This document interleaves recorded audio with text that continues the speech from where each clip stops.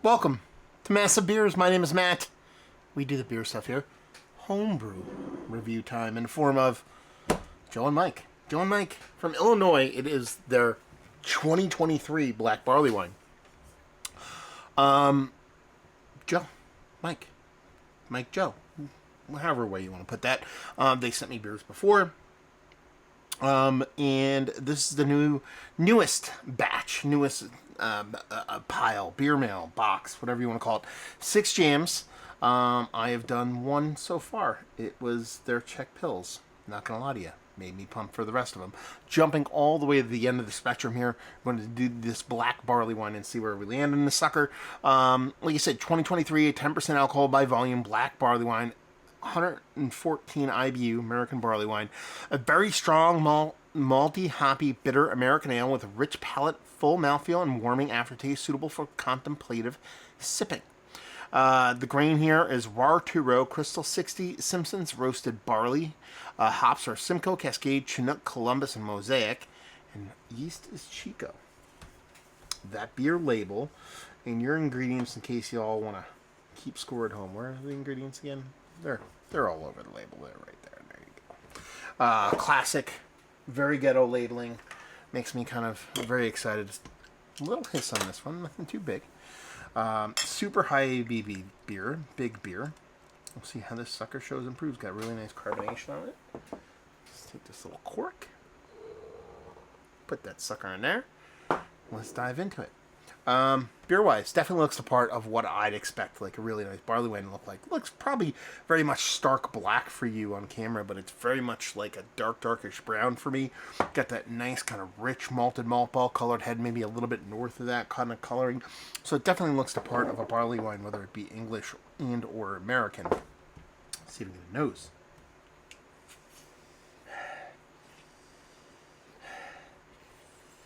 Not a huge nose on this. I mean, you're getting a bit of caramel in here, so maybe a subtle little toffee. Nothing too epic, nothing too crazy. Not a big, huge kind of overt bittering or precursor to a big bittering hop in here either. It is it says 2023 on it.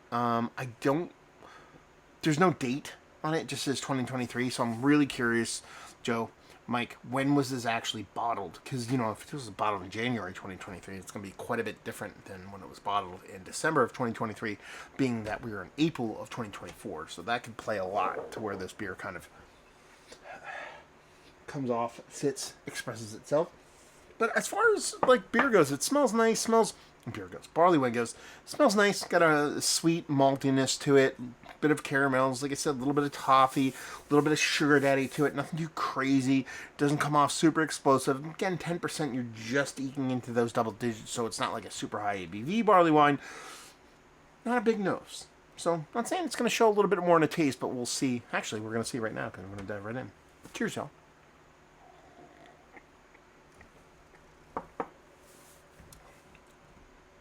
It's tasty.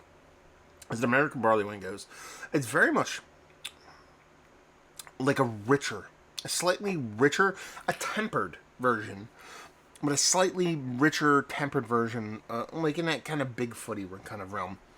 The malts come off very much kind of caramelly, very caramelly, almost like a malted version of a Werther's caramel. That's kind of how the malt portion of the show comes off here. You still get little blips and, a little bit of chocolate here, a little bit of vanilla there, but it really is that kind of Werther's original that really kind of sticks out to me. The bittering here is pretty purposeful. Very old school. I mean, you're talking about the hops on here, very, very old school C hops. You're talking about, classic Simcoe, Cascade, Chinook, Columbus, Mosaic, a lot of old school hops here. And it definitely shows through in the taste.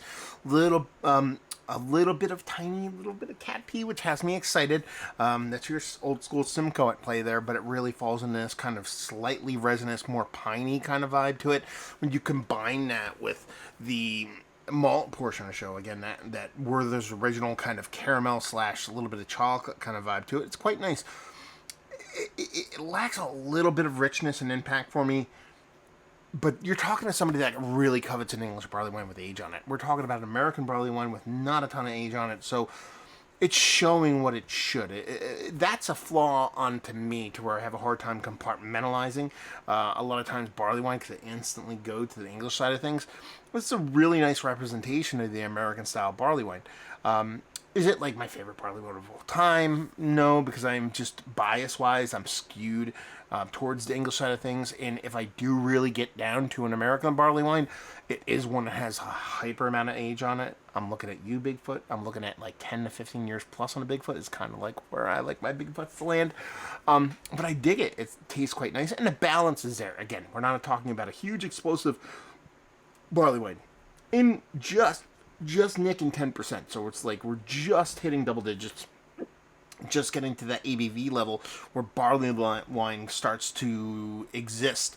And for that ABV level, which is quite small, it's showing quite a lot from those kind of caramelly, where there's original kind of slightly chocolate malts, with a little bit of vanilla, and then you have that nice kind of like resinous, slightly piney kind of West Coast hoppiness on top of it, and a really nice mouthfeel. I didn't really talk about that all that much.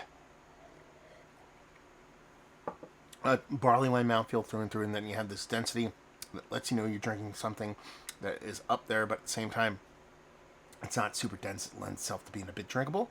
It's tasty. I dig it.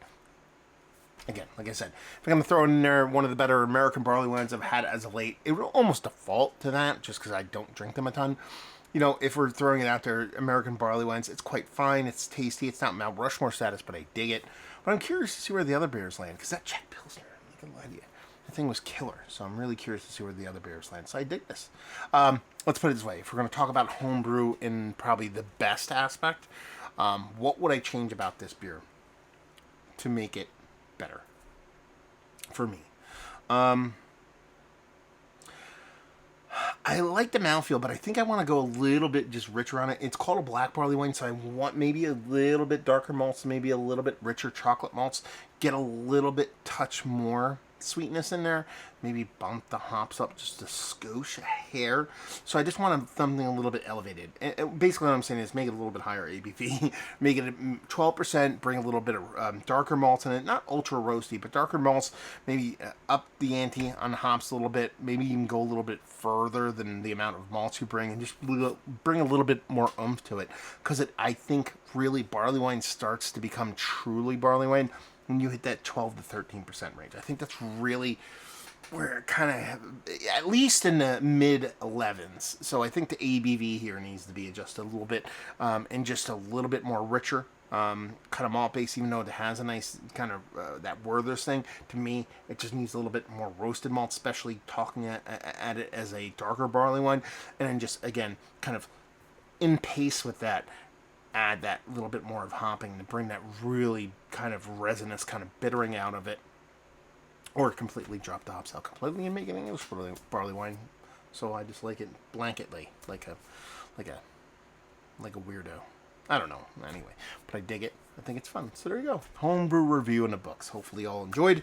Yeah, I will link Joe and Mike down below in the comment section. Go give them a follow on Instagram, and hopefully you guys enjoyed the review. Hopefully you're enjoying a little bit of homebrew barley wine right now. Hopefully see you next time. Cheers, all.